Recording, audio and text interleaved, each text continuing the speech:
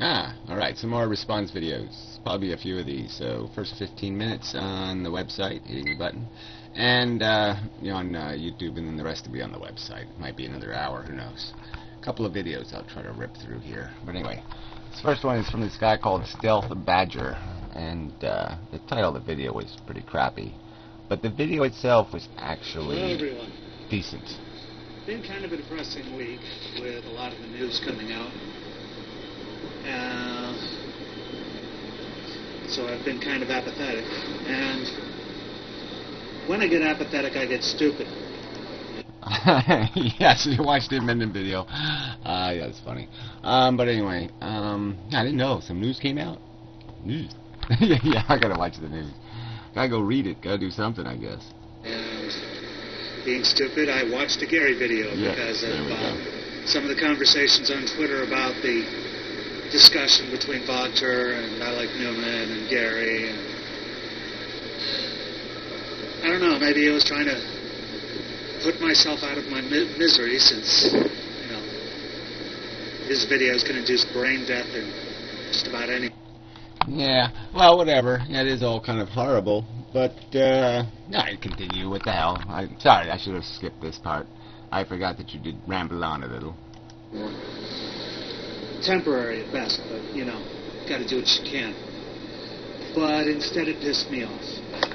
Here we go.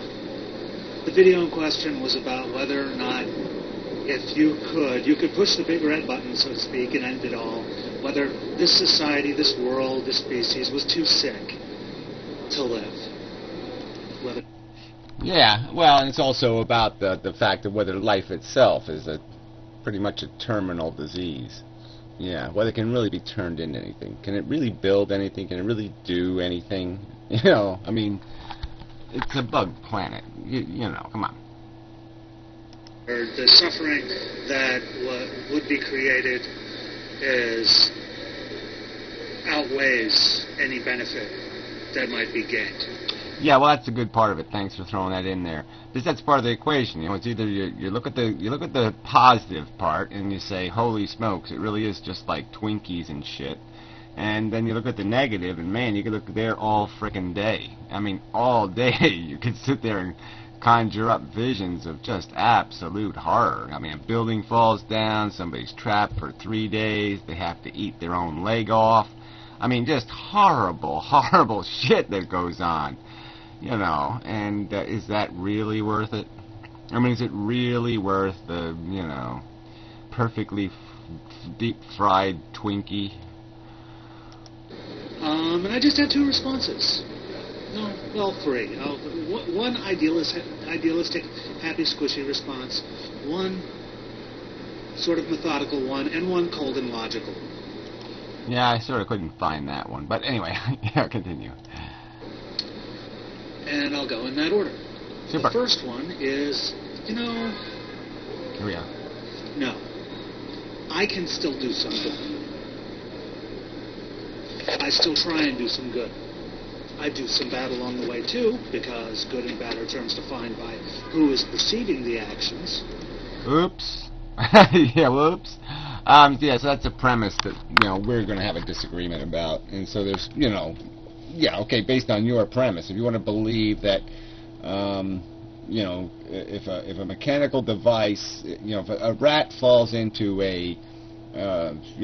some sort of machinery at a farm or something, and it gets half chewed up and really a mess and horrible. Yeah, nobody looks at it. Nobody sees it. Nobody even knows it happened. All right? It still happened. So, I mean, this subjective crap that somehow is like, it's all fudgy math. Well, it's only fudgy for us. We can't do the math. It's like the quantum thing. It's not that this stupid particle is bouncing all over the place or doesn't have any identity. It's that we can't see it. And people keep distorting it here, okay? There's parts of reality we can't get to. And that's the part, like, where I don't even know. Like, this sentence could end up getting some 5-year-old kid run over in the street. It's that permutation thing. It can have all these unintended consequences that go rolling on forever. And yeah, so that's part of our reality. And I can't predict that beforehand. I can't know ahead of time what the implications of things are going to be with any kind of absolute precision. So we have to do like the probability math thing. We have to do the quantum thing and quantum mechanics of morality or ethics. And we have to just generalize into probabilities, into, well, this is what is, this is the range of possibility. And, but whatever, this idea that somehow it's all subjective and mushy is, yeah, well, it is mushy. Sorry, no sale here. But I still have opportunities to create positive change, and I do take advantage of them. Yeah, that's great. I mean, it's not against my argument. My argument is that, yeah, life spills milk, okay, and then we can clean up a certain percentage of it. And it'd be highly excellent the more you clean up. But you're still stuck against that ultimate question is there anything other than cleaning up milk to do as an accomplishment? And secondarily, is there any realistic hope that we're ever going to even come close to cleaning up most of it? 2, my point of view is limited. My point of view of what is good and what is evil, and what is good, right, and what is wrong, yada, yada, yada, and what is on history and on possible future events is very limited. I can't perceive everything that I would need to be able to perceive in order to make that decision. So no, I would not make that decision. Okay, but see, now that argument just sort of, I mean, that's really, it isn't fair to the circumstance. That's sort of claiming, you're not basically saying I can't see the detail. You're basically somehow saying you can't see the principle. Like somehow the principle is obscured from you, and so there could be some fundamental underlying principle, like a god or unicorns or, rainbow spores or whatever, that's going to somehow make it all make sense somehow. And I just think that's crap. We really do. We can dissect the experiment. Yeah, we can't know where every little rat is and what every little rat is doing, but we can know the general rules of the game, okay? It's a board game, and yeah, we don't know where all the pieces are. We don't know exactly the density of the cardboard. We don't know every friggin' little tiny detail, but we do know the principle. It's a DNA molecule. We can look at the experiment. We can look at this thing that's going on, and we can understand the principles. And so I think it's kind of a cop-out to say, oh no, it's all beyond us. We can't tell whether there's, magic super duper, gobstopper bubblegum in the center of the earth or something. Everything will be just fine. We just dig deep enough and, the marshmallow queen will fly out and everything will be just fine. I would not push the big red button. And 3, eliminating the human race would eliminate anyone we know of that could make the subjective judgment as to whether it was worth it. So that action would be as final as any action had ever been, since it could never, ever be questioned, never be examined, never be learned from, never be improved upon, scrapped, rebuilt, whatever. I mean, that's it. Yeah, well, there's a line from some movie. Which one was it? There's nothing to learn from them but how to die. When the aliens come or something. I think it's the original Thing movie. Nothing to learn from him but how to die. So I mean, come on. Let's not eradicate smallpox because smallpox might be magic, and it's just no. We know what it is, and I mean, the idea of just redundantly having people show up on Earth to go, oh yeah, this is a shithole. Oh yeah, that is a shithole. No, let's just make some movies. I don't know what to say. Document it, and then leave it at that. There would be no more value judgments for the human race ever.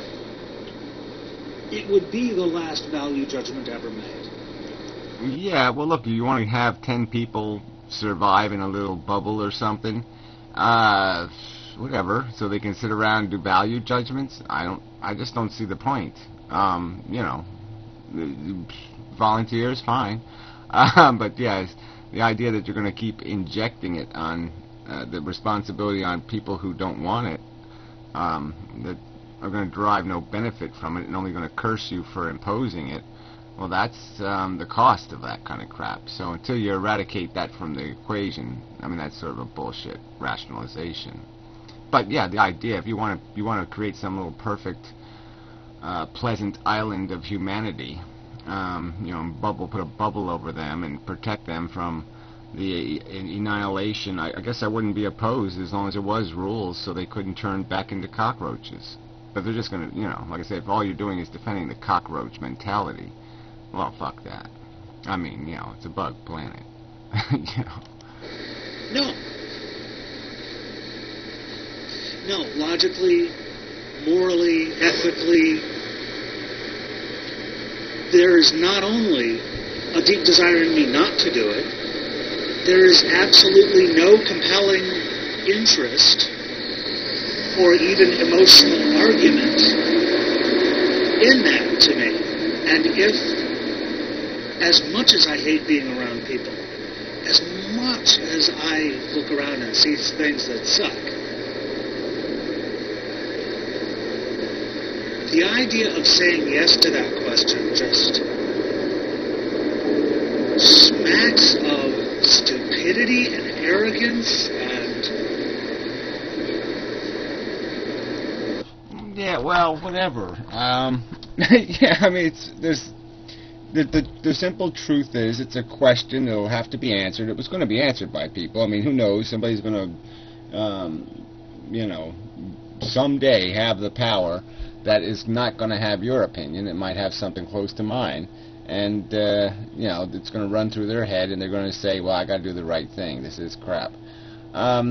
So, again, I mean, maybe if I was made more personal, I mean, maybe if you knew tomorrow that, yeah, you're going to get Lou Gehrig's disease, and you're inevitably going to choke on your own saliva, maybe it becomes more understandable. I mean, but I just don't. How do you take this net pie? Like, again, how do you take the collective of consciousness on planet Earth? You look at its day-to-day experience, and you put all that stuff together. You add all the pluses and the minuses and the whatevers. I mean, you just don't get something that's very. You get a gruel out of it. You might be able to eat it. On a Tuesday or a Thursday.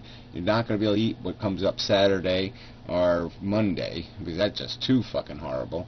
I mean, it's really... Sorry, I just don't see why you're turning it into some sort of preposterously out-of-reach question. It's the real circumstance, the real meaning of your existence is your participation in a sea of sentient destiny. And just, to run away from the question is bullshit. Because you emotionally can't deal with it, or you can't find a handle to grab emotionally, well, quit grabbing it emotionally then. Whoa, big mistake.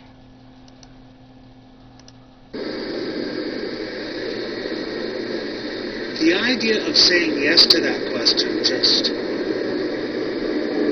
smacks of stupidity and arrogance and